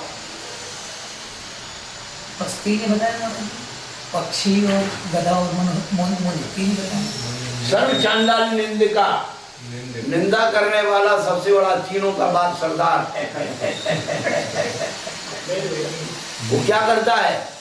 पूरे गांव की गंदगी अपने दिमाग में रखता है, सर्व चांडाल, और फिर तुम्हारे कान में आके तुम्हारे दिमाग में डाल जाता है। उनका गंदा हो तो चांडाल का भी चांडाल हो गया होगा। वही तो कह रहा हूँ ना, सर्व चांडाल क्या लिखा जाएगा? सर्व चांडाल निंदका। निंदक व्यक्ति सबसे बड़ा चांडाल है। कौवा गंदगी खाता है इसलिए अस्पर्श है। गधा जो है जड़ से खा लेता है इसलिए अस्पर्श है। मुनि गुस्सा कर लेते इसलिए अस्पर्श है। लेकिन सबका बाप जैसे हम अभक्ष बातों का, अभक्ष भोजन का त्याग करते हैं, ऐसे हमें अभक्ष बातों का भी त्याग करना चाहिए। पहले लोग थे दयालु, पहले लोग थे दयालु, नहीं खाते थे आलू। अब आदमी हो गए दयालु की जगह दयालु, दयालु, दयालु।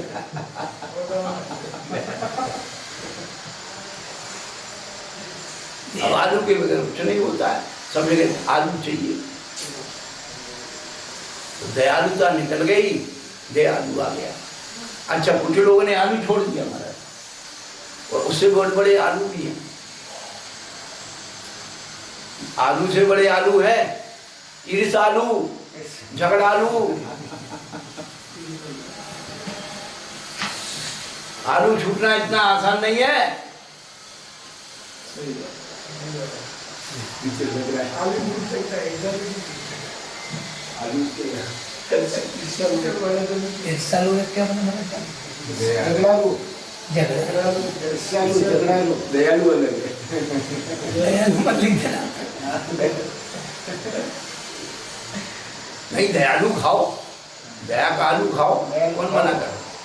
इसी समय सार जी में अपने अमृत चंसूरी लिखते हैं, बहुत अच्छी बात लिखते हैं।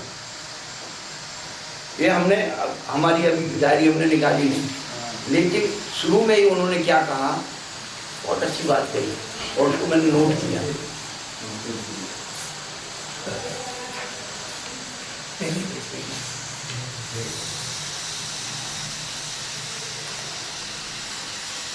अमृत चंसूरी है,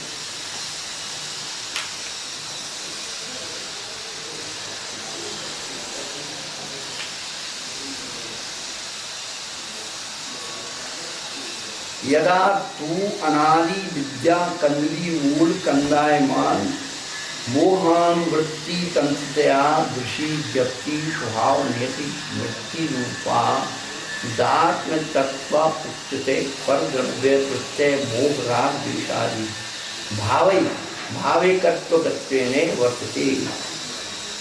इन्होंने जो है एक बात कही, इसको मैंने रिसर्च किया, मेरा रिसर्च यही है। 13 गाथाओं का मैंने अपना रिसर्च लिखा है, डायरी रखी, वो निकालेंगे। अभी प्रसंग नहीं आया, लेकिन प्रसंग आ गया तो उसको बोल जाना चाहिए, फिर दोबारा आएगा तो फिर बोलना, क्योंकि बार बार दोहराने से क्या होता है, वो इत्यादि हो जाता है, वो जो है उसका विशुद्धि बनी रहती है।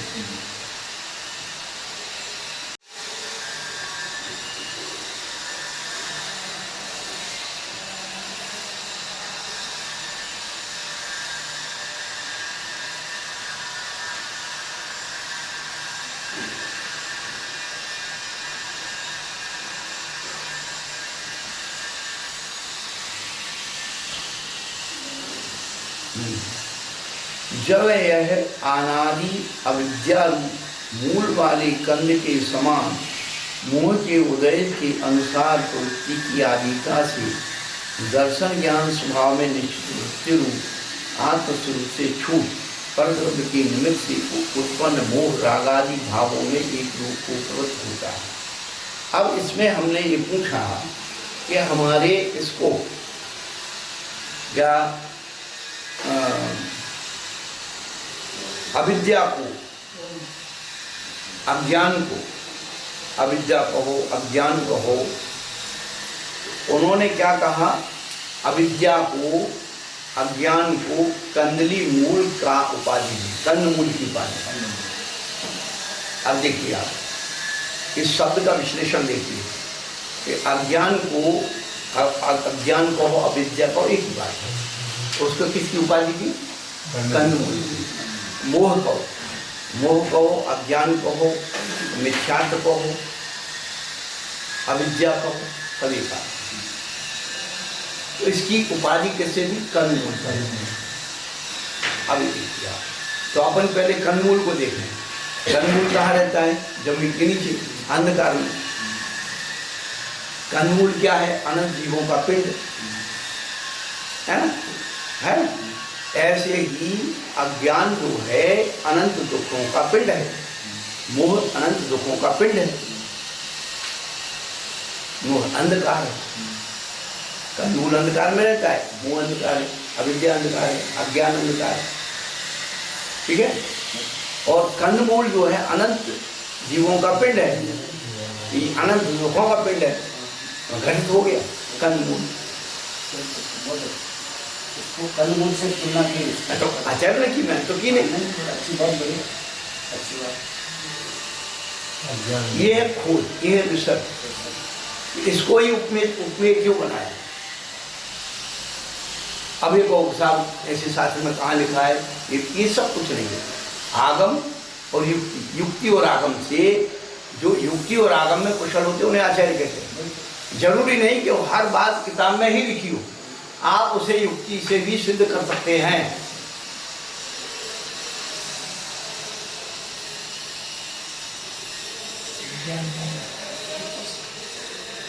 क्या समझे पंडित जी?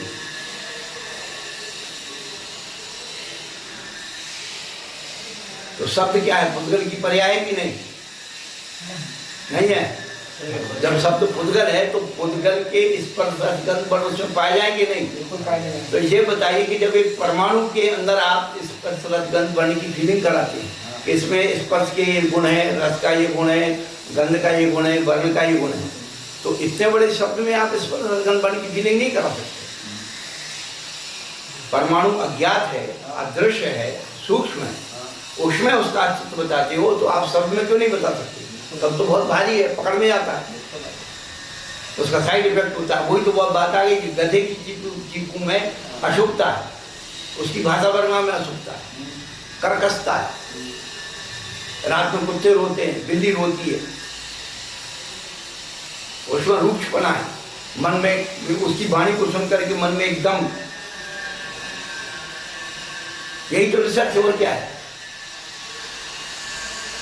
और वाणी के निमित्त से निमित्त ज्ञान से उसे जोड़ करके भाई ऐसा होता है तो इसका फल ये हो सकता है, जैसे मंत्रों के अंदर मंत्रों की महिमा में यही है, मंत्र भी क्या है, बीजाक्षर है, और इसमें जो वाइब्रेशन है, इसमें जो शक्ति है, बस वो वही चीज़ है, ये भी शब्द है, बीजाक्षर सब शब्द है।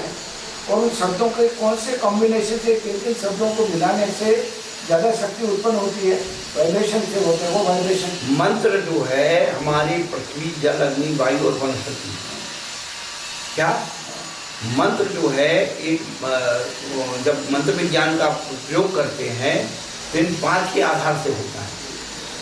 क्या मंत्र में लोग भभूत ले लेते हैं या कंकड़ ले लेते हैं या ले लेते हैं और ऐसे पढ़ करके उसे फेंक देते हैं, उसका परिणाम हो जाता है, होता है। पृथ्वी, जल, जल में आप पढ़ करके फूंक मारते जाइए वो हो जाएगा। अग्नि, ये मोमबत्ती लगाते हो या अग्नि का वो लगाते थे, पहले डमा लगाते थे, वो लगाया ना, या अग्नि का तपा के लगाया था, देखा। पृथ्वी, जल, अग्नि, वायु, हमने इतनी बार मंत्र पढ़ा और मंत्र पढ़ करके फूंक मारी, या तुम्हारा इसको झाड़ा लगा दो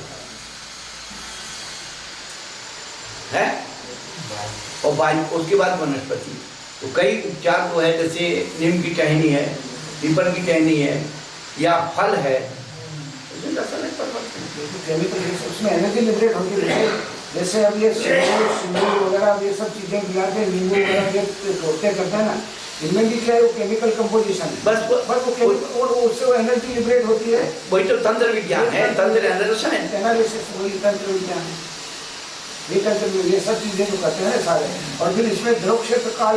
अब आपको एक और दूसरी बात बता रहे हैं, अब हम जो आपको बता रहे हैं कि किसी भी मंत्र साधक जो होता है, मंत्र जो करता है, तो कहते हैं वो मंत्र की सिद्धि की, उसने 1.25 लाख जप किया, तो 1.25 लाख जप करने से क्या हो गया, तो उसकी जो वर्णाएं हैं, साधना की वर्णाएं, वो क्या होती, घनत्व को प्राप्त हो जाती। एक आप कभी कभार पढ़ लिया वो नहीं, तो उसका जो निरंतरता चलती रहती है, जिसको भावना कहते, पुट कहते हैं, क्या पुट कहते हैं ना, पोटेंशियल। तो मंत्र में उतना घनत्व हो जाता है कि आपने उसको उतनी बार पढ़ा, मैं आपको दूसरी बात बता रहा हूँ, उतनी बार पढ़ा तो श्वासोच्छ्वास के कारण उसकी उतनी वर्णाएं घनत्व को प्राप्त हो गई। अब उसके आसपास की मुंह की वर्णाएं जो निकली थी श्वास में, वो उस घनत्व को प्राप्त हो गई, और उसने ऐसा जब फूंक मारा, वो जो है वर्णाएं उसको चार्ज कर गई। इसी को बोलते मंत्र की साधना जो कहते हैं ना, अवेकनिंग ऑफ द मंत्र, मंत्र का जागरण, जागरण कहते हैं, जागरण, ये याद वो उसको पोटेंसी करते, उसको पोटेंसी, वही पोटेंसी, तो पावरफुल बन जाता है, पावरफुल बन जाता है। अब जैसे आपने 2 है, 2 का स्क्वायर किया 4 हुआ, फिर आप और बढ़े 4 का स्क्वायर किया 16 हुआ, 16 का स्क्वायर किया तो घनत्व हो गया ना, घनत्व। इतने जितने बार बोलते जाओगे उसकी वो पोटेंसी बढ़ती जाएगी। तो घन को किसको घन तो बोलते हैं, बस वही है, वर्ग के आगे घन है, वर्ग के आगे घन, तो वो रिपीट, तो उसको घन के भाव को घनत्व कहते हैं। बिल्कुल सही बनाओ, बिल्कुल सही करा। थोड़ा मैंने इसका अध्ययन मैंने भी किया था, इसको बता रहे, बिल्कुल मिल गए बराबर। तो अभी हमने एक नया चिंतन लिया है, वो चिंतन तो क्या अनादिकाल के हैं, कि जिसमें यंत्र क्या है, तो यंत्र जो जड़ को कीमती और गतिमान बनाता वो यंत्र है, फिजिक्स। और जो यंत्र है, यंत्र वो तो हो गया फिजिक्स, और तंत्र हो गया केमिस्ट्री, जो रासायनिक परिवर्तन लाता है। एक संगीत की प्रतियोगिता हो रही थी, संगीत में बांसुरी बजाने का प्रयोग हो रहा था, तो जो प्रतिद्वंदी था तो उसने अपने एक मित्र को तैयार किया कि जब हमारा ये प्रतिद्वंदी बांसुरी बजाने को तैयार हो तो तुम उसके सामने इमली चूसने लगना।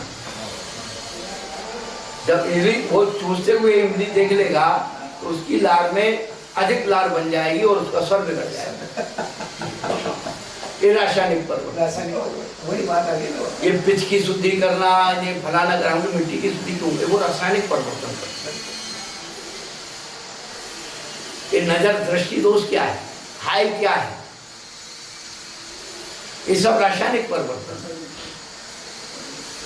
इन सब पर रिसर्च होना चाहिए, प्रयोगात्मक होना चाहिए। अभी अपने यहाँ आया था ना राफेल या कोई विमान आया था, तो हमारे जो है रक्षा मंत्री उस पर शस्त्री बना रहे थे और बना रहे थे, ये क्या है, सब रासायनिक परिवर्तन। हम मीजाम गए, मीजाम चित्रन में, तो वहाँ पर रेल के वो बनते हैं इंजन। तो वहाँ पर जो बच्चे काम करते हैं बहुत पुराने से, जो पुराने समय में जब इसके भाप के रेल इंजन बनते थे, तो बताते जब पटरी पर उसको रखते थे तो उसके आगे आपने देखो लाल तवा जैसा गोल इंजन के बाद ऊपर भाग जाता है, वो क्यों लगाया जाता है? वो तंत्र विज्ञान था। उसमें काम्या सिंदूर का लेप किया जाता है। अब तो ये रेडियम में ये सब चल गया ना, उसके प्रभाव से कोई बुरी आत्मा, तो सिंदूर जो है ना, सिंदूर तंत्र में काम आता है ना, तो उसने बताया था कि काम्या सिंदूर का केमिकल में मिला कर उसका लेप कर, इससे एनर्जी लिमिटेड होती है, इससे एनर्जी, सिंदूर से एनर्जी लिमिटेड होती है। असम में है वो कामाख्या देवी। कामाख्या देवी नहीं, काम्या सिंदूर अलग होता है, बड़ा कीमती होता है। तो कामाख्या देवी तो वो अलग है।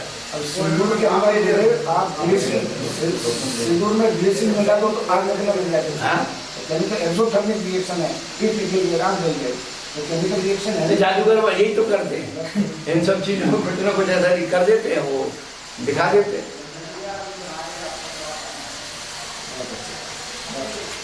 बड़ा आनंद आता है ये चर्चा में। अब कोई ऐसी हो तो भाई हमारे शिक्षा गुरु तो एक ही बात तो है, ये क्लू हम आपसे ये हमारे शिक्षा गुरु ये कहते हुए मुर्दा देख के रोना आता है। अभी आप कहो कि रो लो तो कोई नहीं रोए, तो कोई क्लाइमेट तैयार होता है, कोई प्रसंग आता तो हर बात खोलने का आनंद आता है। अब जितनी जो समय सार में जितने उपमा और उपमेय दिए हैं, इन सब का एक कटलेट होता है, इसलिए बहुत आनंद आ रहा है। ये चीजें ऐसा है, हमारी आत्मा में चारों वर्ण हैं। हमारी आत्मा ब्राह्मण है, हमारी आत्मा क्षत्रिय है, हमारी आत्मा वैश्य है, हमारी आत्मा शूद्र है। ब्राह्मण क्या है? जो आत्मा की ब्रह्म की उपासना करता है ब्राह्मण। तो शुद्ध तत्व की सिद्धि करेगा वो ब्राह्मण हो गया। क्षत्रिय क्या करता है? शत्रुओं का नाश करता है। तो हम कर्म की शत्रुओं को नाश करते हैं, हमारी आत्मा तो क्या हो गई? क्षत्रिय हो गई। और बनिया क्या करता है? हानि लाभ का हिसाब रखता है, जो पाप पुण्य का हिसाब रखता है, हमारी आत्मा बनिया हो गई। और शुद्ध क्या करता है? मैला को खराब कर निकाल देता है, हमारी आत्मा मैल को साफ करती है, कर्म मैल को धोती है। बहुत बढ़िया चिंतन, बहुत बढ़िया चिंतन। चिंतन क्या है? वो तो स्पष्ट ये ऐसी चीजें कहीं मिलती नहीं है ना गुरुदेव। ढूंढो ऐसे क्या मैं समझ में आया। आप जैसे गुरु मिले चरणों मिलेगा, आप जैसे गुरु के चरणों में आएंगे तो मिलेगी गुरुदेव। तो ये चीजें हमने 2 या 3 बार पढ़ा था, वही बात, ज्यादा नहीं, 2 या 3 बार। ऐसी चीजें कहीं आप पढ़ के उसको बिल्कुल गहराई से समझा है ना, पढ़ना है, पढ़ के अलग अलग बात पढ़ लो, सुन लिया कर दिया, पर ऐसी चीजें बहुत रेयरली। और ये भी क्या है, हमारे पुण्य की वजह से आपके दिमाग से निकल गए, ये भी बात है। हमारे पुण्य की वजह से पात्र के हिसाब से ही मुझे भावनियों के भाग से ही समझ वही बात है। इसलिए हमारे पुण्य की वजह से आपकी दिव्य देशना हो रही है। इस समोसन बैठा है बोले, इस समोसन में हम तो धन्य हो गए।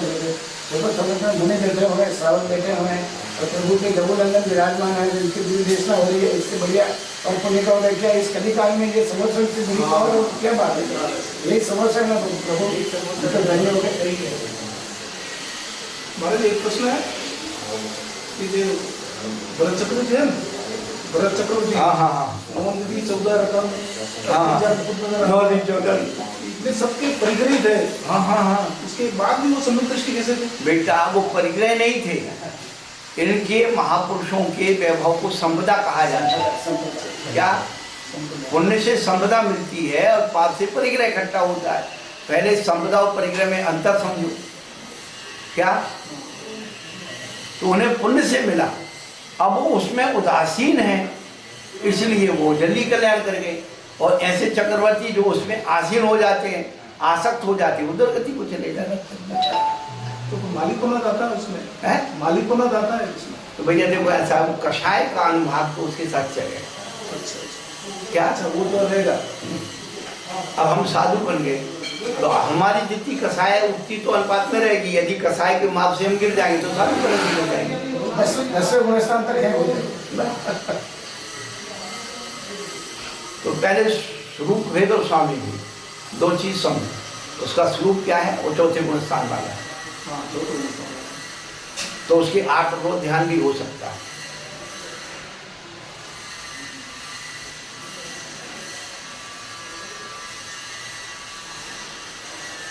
स्वरूप चौथे गुण स्थान वाला है, और आप उसको ये ग्रंथ की श्रेणी से कंपेयर करोगे तो वो यहाँ पर वहाँ पर मतलब स्वभाव और स्वामित्व का भेद दोनों मिल नहीं रहा है।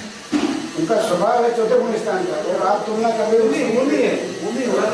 लोग क्यों समझते हैं परिग्रह एक जगह पाप आता है शास्त्र में। हाँ। पहले भी वो हमको परिग्रह बता दिया। पहले तो क्या कहा? अब ये बताइए, तीर्थंकर का समोषण लगता है, वो तो रत्नों का होता है, वो सब पर सबसे बड़े परिग्रह तो वही होगा। हाँ। उसमें पर वो तो समोषण में भी 4 अंगुल ऊंचे रहते हैं, अदर रहते हैं। वो छूटे नहीं किसी को, 4 अंगुल ऊपर किसी को, न वो छूते हैं किसी को और न उनको कोई छू सकता है। तो पाप को छोड़ने का नाम व्रत है, और शब्दता को छोड़ने का नाम वैराग्य है।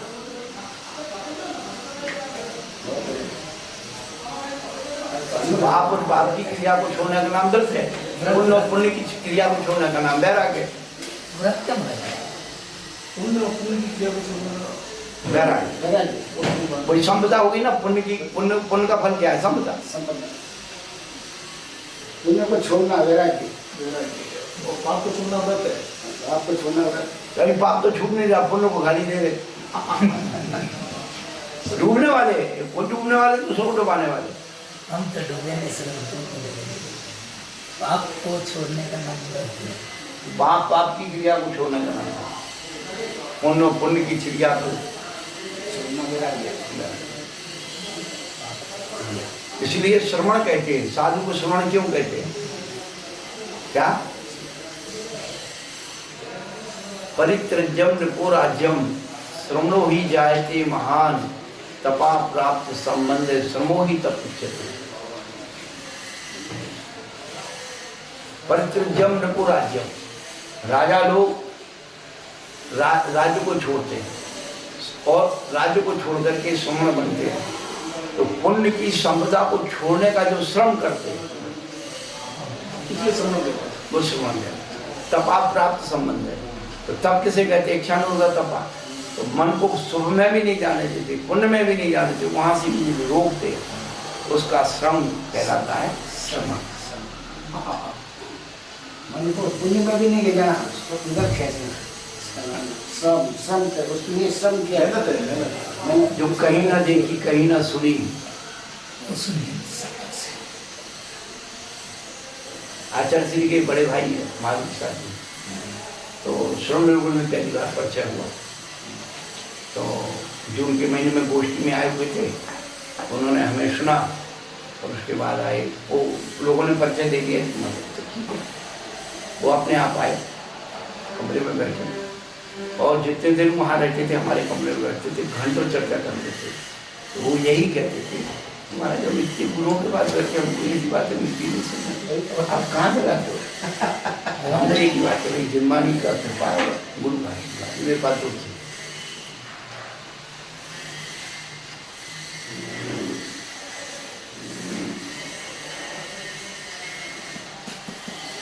तो बोलते हैं ये जो समोसा में देखे इनके पुण्य की वजह से आपके मुँह से वाणी निकले, बहुत बड़ी बात है। अथ पौराणिक स्वाध्याय निष्ठापन के लिए गुरुआचार्य सरस्वती नमस्कार।